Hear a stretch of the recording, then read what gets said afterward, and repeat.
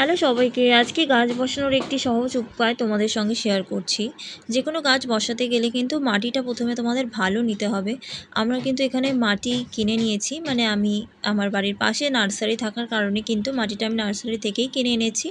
যে potting mix মাটিগুলো হয়, যেটার সঙ্গে ভার্মি কম্পোস্ট, কোকোপিট আরও সমস্ত কিছুই দেখতে পাচ্ছ মিক্স করা আছে। আরও আমাদের এটার সঙ্গে লাগবে গার্ডেনিং সয়েল কিছুটা পরিমাণ, সেটা মিক্স করে নিতে হবে। তবেই কিন্তু গাছটা ভালো হয়। এই মাটিটা দেখো আমি কিনে নিয়েছি, তোমরা অনলাইনেও কিনতে পারো।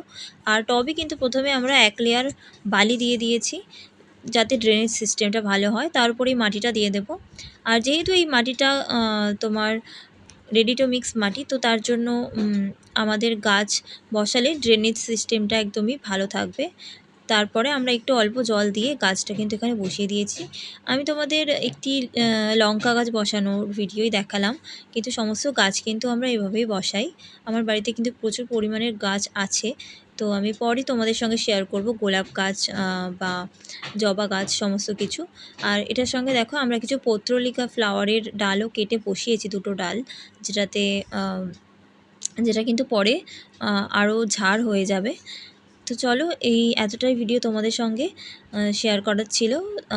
যে কোনো গাছ বসানোর আগে কিন্তু তোমরা মাটিটা ভালো করে অবশ্যই দেখে নেবে। আর আমরা কিন্তু এরকম গার্ডেনিং বাড়িতে প্রায়ই করি, শুধু আজকের ভিডিওটাই তোমাদের সাথে শেয়ার